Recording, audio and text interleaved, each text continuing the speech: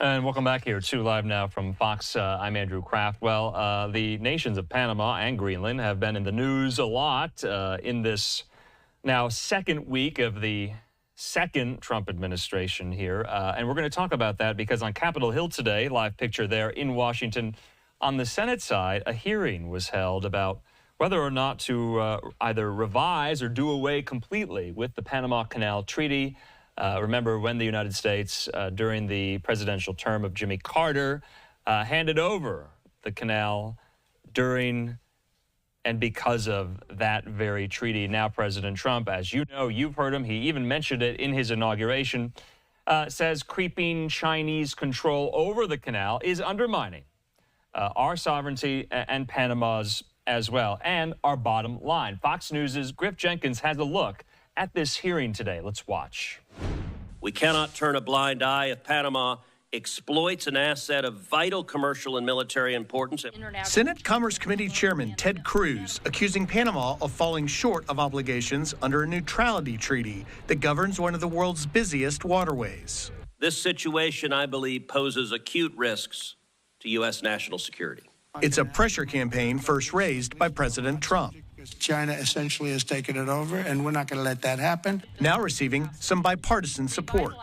I am concerned about Chinese-owned ports in Panama and their proximity to the canal. China does not control the canal. The Panamanian government does, under an autonomous authority, but Chinese companies operate ports at either end. And China's influence over critical infrastructure is growing as maritime officials sound the alarm.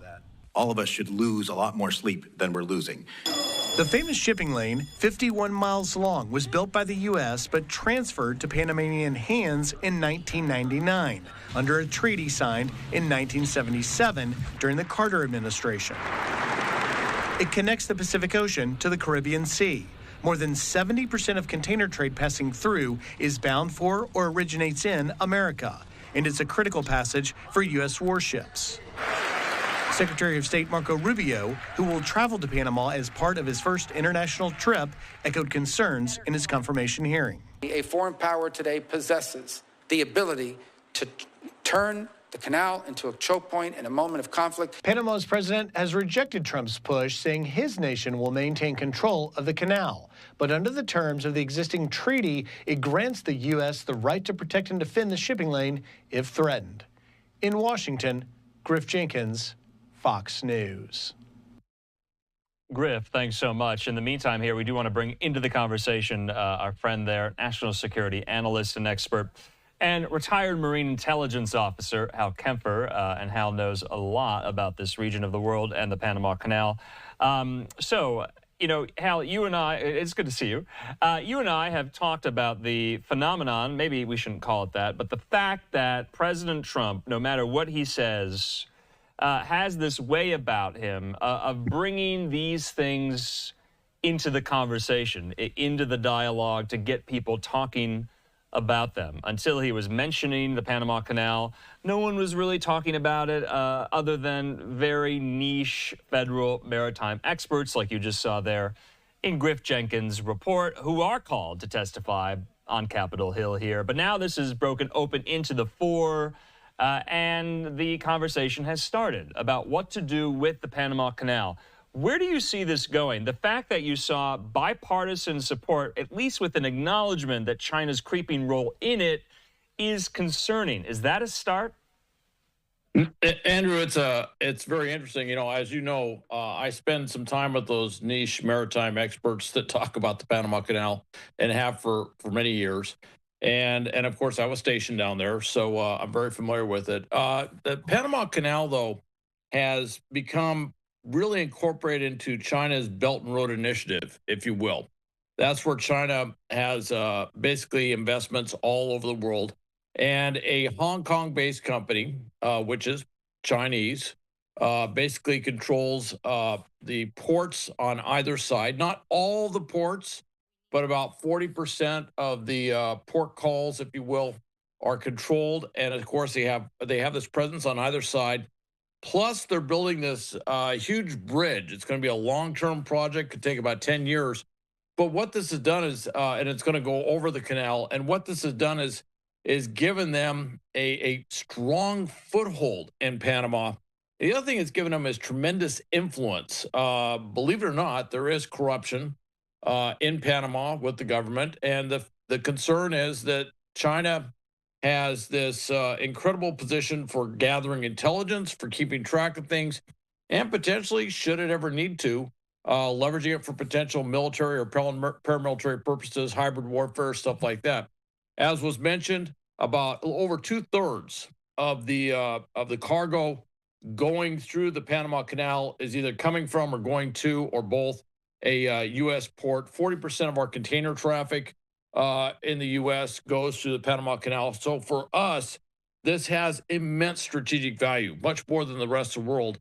Although 6% of all maritime traffic goes to the canal, so I don't want to undercut its value there. But the thing in the treaty, though, is it doesn't say when does it hit this threshold. When does the U.S. say, okay, now there's a threat, now there's too much, and then when do we step in? That isn't really spelled out, and that's kind of the gray area that we're in right now. But it seems like, to your point, though, the treaty does have that kind of hatch clause in order to revisit it upon the occasion of XYZ threats here. And so I think that's really interesting. Will that be the device, so to speak, for President Trump to do what he will with this treaty? I mean, you heard him in his inaugural address there in the Capitol Rotunda. He made it very clear that that is under consideration, doing away with the Panama Canal Treaty completely and taking back sovereign control over the Panama Canal. So this is, according to Panamanians there, somewhat of an extant threat right now. But what would it take? Would it take an act of Congress? Would it take an executive order by President Trump? Or would it take more? It has to be more complicated than that, right, Hal? Oh, it is more complicated. And certainly to basically get rid of a treaty, which, of course, has to be confirmed by the Senate and everything. That takes congressional action. It's not something you just lightly do where you sit there and make an executive decision.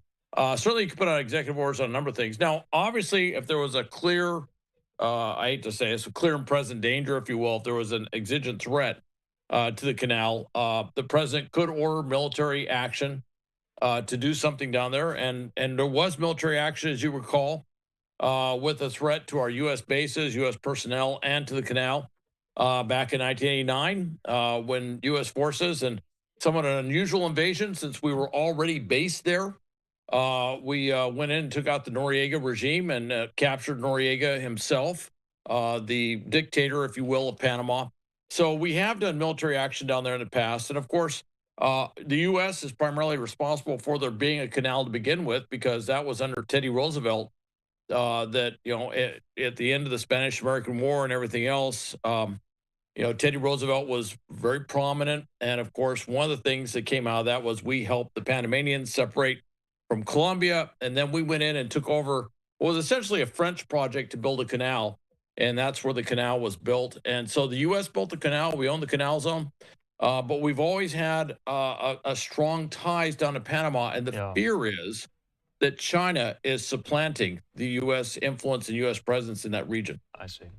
Hal, while we have you with us, let's move from the Caribbean now to the Arctic Circle on the topic of Greenland. And many Danish leaders and Greenlandic leaders are sounding the alarm about some of President Trump's somewhat bellicose language about what to do or what the U.S. should do with regard to Greenland.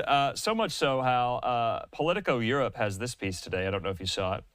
France has discussed with Denmark sending troops to Greenland in response to Trump's repeated threats to annex the Danish territory. Well, Fox's Greg Palcott has more on all of this from London. Let's watch. President Trump is doubling down on his efforts to acquire Greenland from Denmark, and now the Danish government is pushing back. On Tuesday, Prime Minister Mette Frederiksen started a diplomatic blitz across Europe, meeting with officials in Berlin and Paris before stopping in Brussels for a face-to-face with NATO Secretary General Mark Rutte. The tour follows Denmark's announcement of a new $2 billion security investment in Greenland.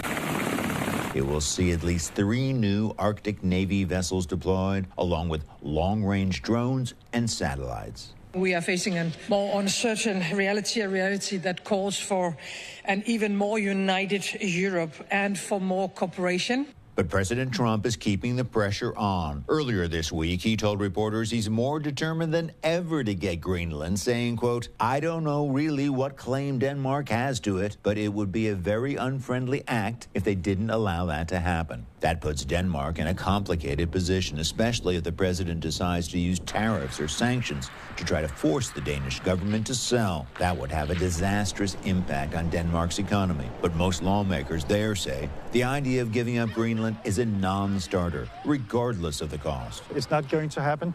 It is impossible. But at the same time, the United States is the most important ally for Denmark, is our most important economic partner. The European Union also said Tuesday it is not open to negotiations about Greenland, saying, quote, it will support its member state, Denmark. In London, Greg Malcott, Fox News. Greg, thanks so much. Back here with Hal Kempfer. So this is all very interesting. I would imagine it's interesting to you. Just to reiterate from the reporting in Politico Europe, the French foreign minister was on a French radio program today. His name is Jean-Noël Barrot. He said this: France had, quote, started discussing troop deployment with Denmark, but that it was not Denmark's wish to proceed with the idea. And also, Hal, this is also somewhat unusual. I want to put this up.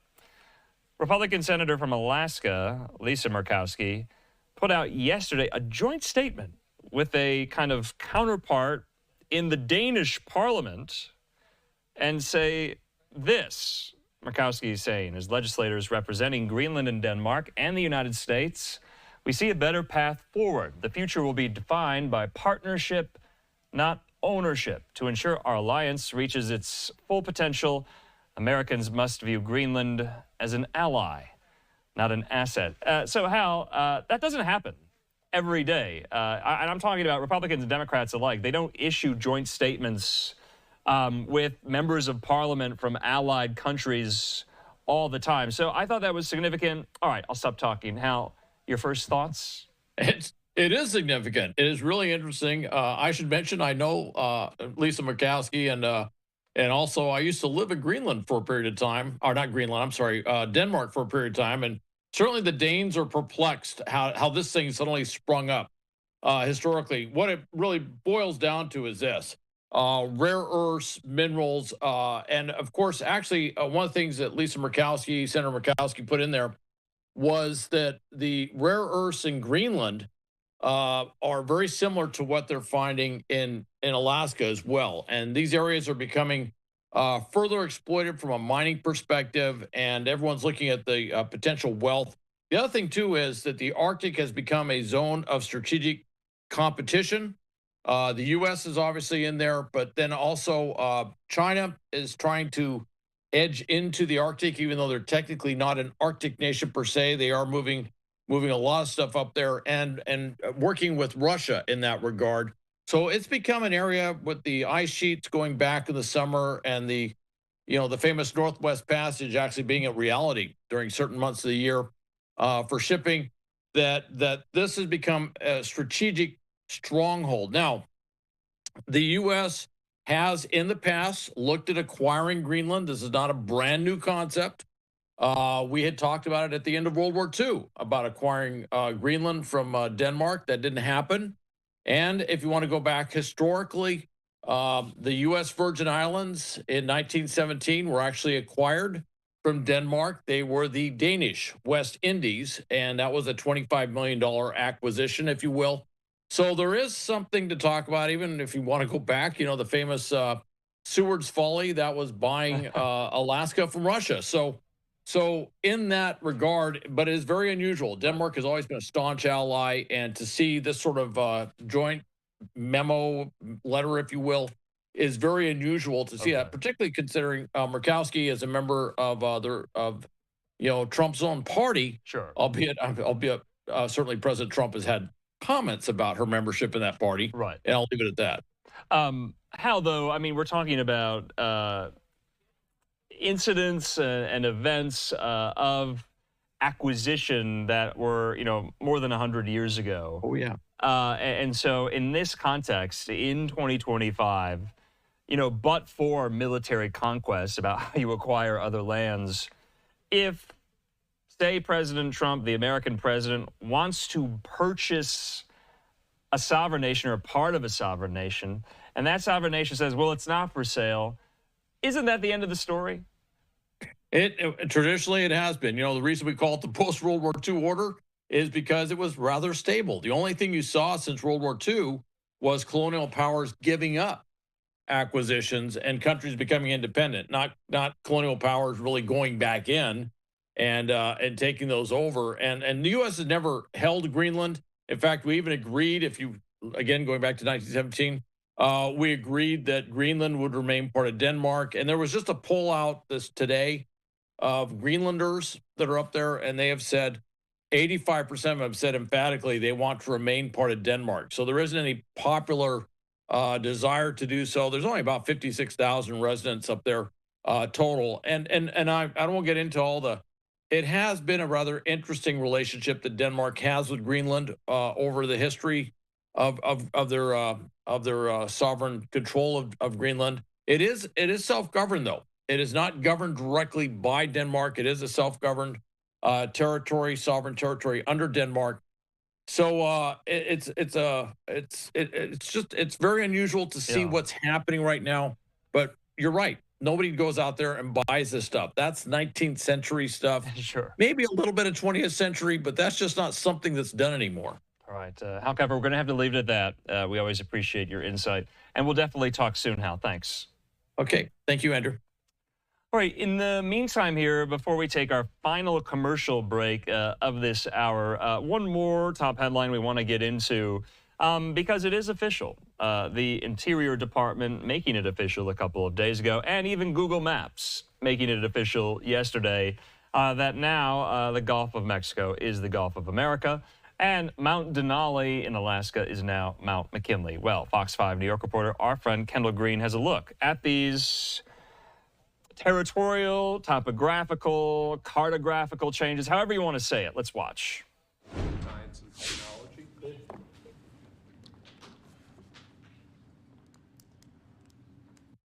President Trump's executive order renaming the Gulf of Mexico to the Gulf of America had map makers caught in the middle. Well, this week, Google drew their line for Google Maps, announcing in a statement the tech giant would follow the president's executive order, forcing the switch within 30 days. As politicians within the Republican Party, like Florida Governor Ron DeSantis, have already changed the name on official documents. The change, though, nothing more than a symbolic gain for foreign policy expert Armin Kurdian. It is very symbolic in nature. Is it going to change anything substantively? No, except for the fact that folks who actually print maps or are involved in geocartography. It's believed Google may have faced consequences had they rejected the change, following a similar instance with the company and the government of Iran back in 2012 when they faced legal threats. It's the same thing, Persian Gulf, Arabian Gulf, that we've seen also in the past. And this kind of thing continues on forward. We've even seen country name changes that are not internationally recognized. For example, internationally, Taiwan is only recognized as an independent nation by a handful of countries that don't include the U.S. The president of Mexico, of course, maintains her stance on the name and expects world leaders to side with her. Meanwhile, Google will also change the continent's tallest mountain, Denali, back to Mount McKinley, after former President Obama changed the name to Denali in 2015. A decade later, the name game continues. Now, the question still remains what this change means for Google Maps users outside of the U.S., like in Mexico, for example, whether they see the Gulf of Mexico or the Gulf of America on their maps going forward. That's latest from the Upper East Side. Kendall Green, Fox 5 News.